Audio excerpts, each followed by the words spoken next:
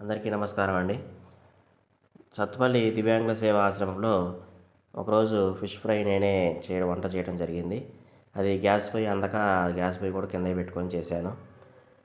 ముందుగా నేను ఫిష్‌ని తీసుకొచ్చి మంచి క్లీన్ చేసి బాగా తర్వాత వాటికి ఉప్పు, కారం, మసాలాలు, ధనియాల పొడి, తర్వాత అల్లం వెల్లుల్లి పేస్ట్ అవన్నీ ఒక ప్లేట్‌లో వేసుకొని ఆయిల్ కూడా వేసి మొత్తం మిక్స్ చేసి ఆ మిక్స్ చేసిన మిశ్రమాన్ని ఫిష్ పీసెస్‌కి ఒక్కొక్క దాన్ని తీసుకొని దానికి పట్టించడం జరిగింది. అన్నీ కలిపేసేసి వాటిని కాసేపు అట్లా ఉంచేసేస్తే ఆ ముక్కలన్నిట్లికి మసాలా బాగా పట్టుద్ది.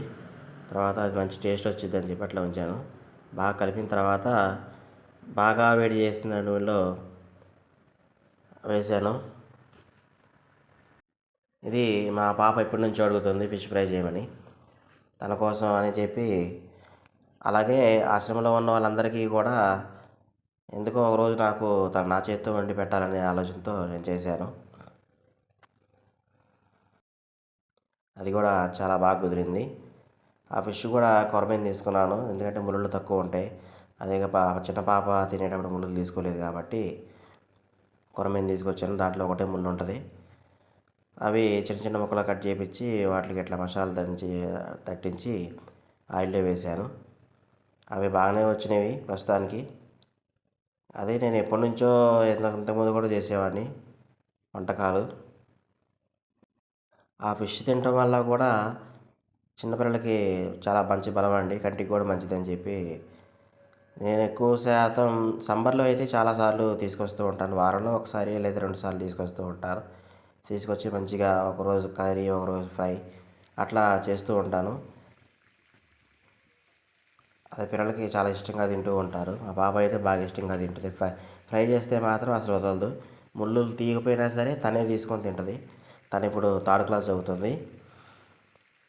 ఈ విధంగా అయితే నేను ఫిష్ ఫ్రై ఆయిల్లో వేసి బాగా వేడి చేసిన తర్వాత తీసి పెడితే చక్కగా హాయిగా చల్లారిన తర్వాత తింటూ ఉంటారు. ఈ మసాలాలు, ఉప్పు, కారం కూడా కరెక్ట్గా సరిపోయింది.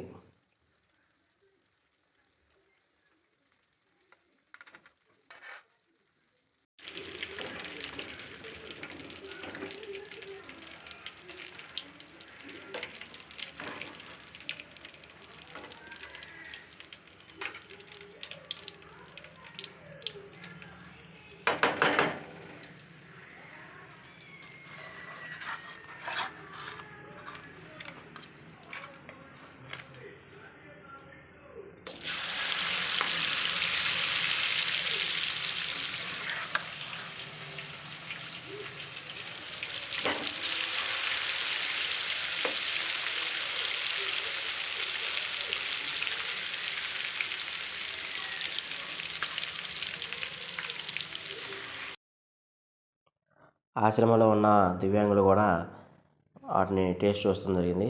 టేస్ట్ చూశారు, చాలా బాగుందని చెప్పి అన్నారు. బాగా కుదిరిందన్నారు.